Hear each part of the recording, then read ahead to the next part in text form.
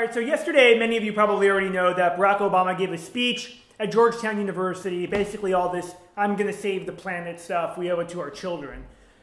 There are so many things that I find not only unbelievably insulting about this, but now it's like confirmed, right? Now it's beyond the shadow of a doubt that whoever runs Obama is out to try to deindustrialize the United States of America as we know it, okay? I'll get to this in a second, but think about this. Barack Obama is really concerned. I shouldn't even say Barack Obama, because honestly, it's not even about Republicans or Democrats. It's about the people that run them.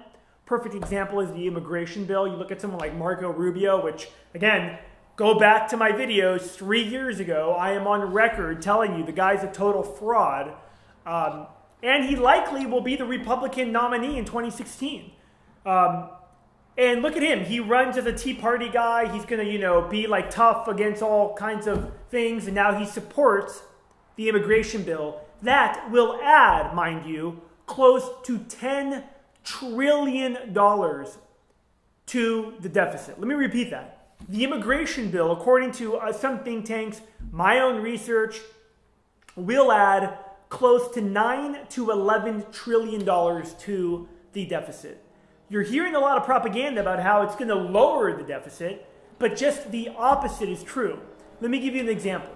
In households that are middle class or that, let's say they make 50 grand, 55 grand a year, well, they take about $24,000 in tax benefits a year as well. And I'm talking about maybe like the mortgage interest deduction, the roads that they drive on, the schools that their kids go in. These are how these studies or how these numbers average out. So they're actually a net contributor to the government because they actually make money. You got it? They're producers in the society, but the producers, unfortunately, are becoming less and less and are becoming a minority.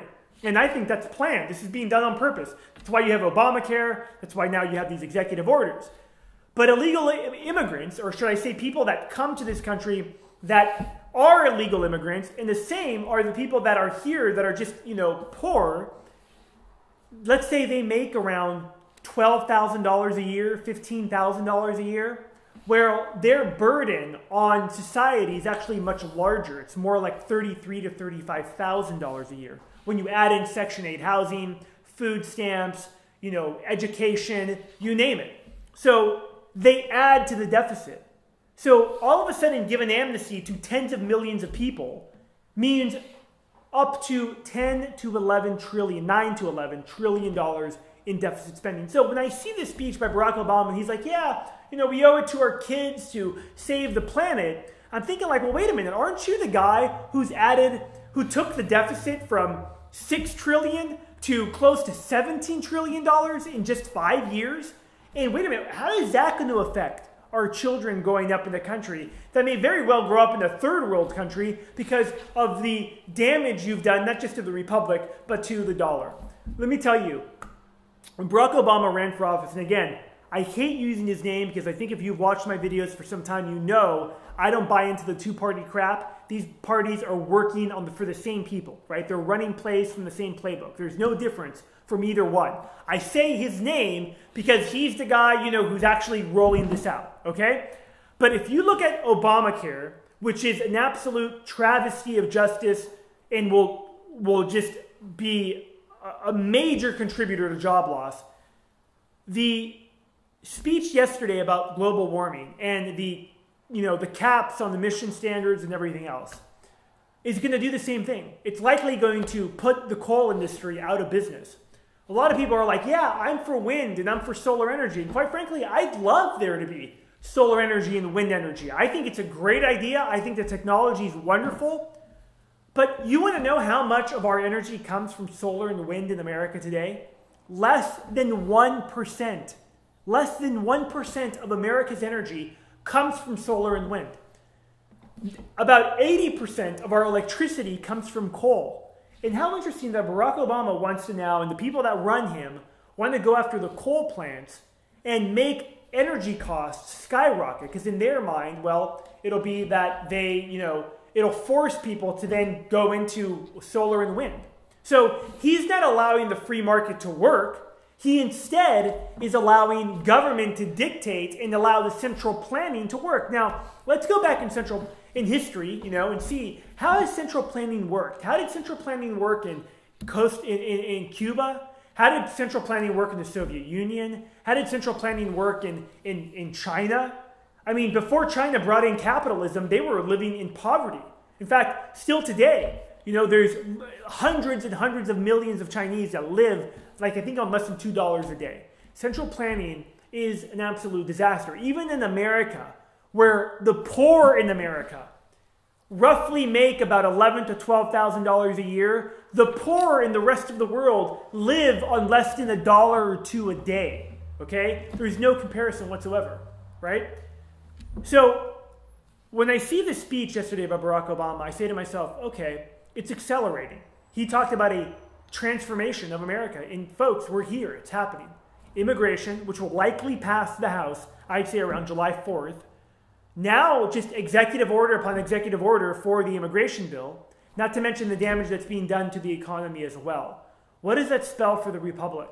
And at what point, what do we say about, hey, enough is enough? I got to say that I did a video probably about 7 months ago about Ted Cruz and whether or not his wife had globalist ties and whether he was someone to celebrate.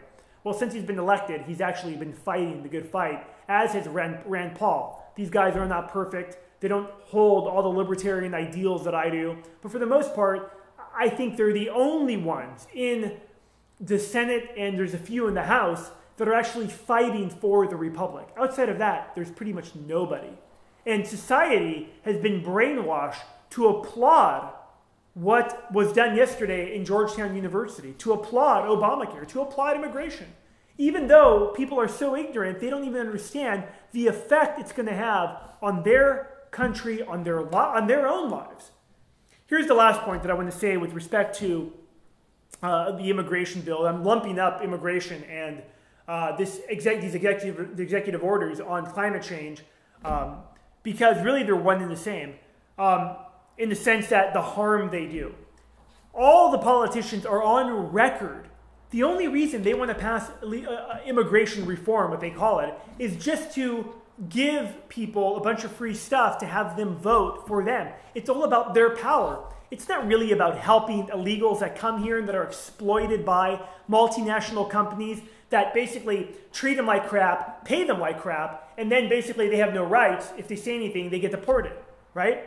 This is about power and control for all these politicians. It's about carbon taxes and Al Gore making $1 trillion in what the climate change, this carbon tax market that's been created, that was originally funded by Barack Obama. It's a multi-trillion-dollar market. And these guys know it, and that's what it's all about, power and control. I'm Fabian for Liberty. I'd like to hear what you have to say about this. Check out FabianForLiberty.com. I'm out.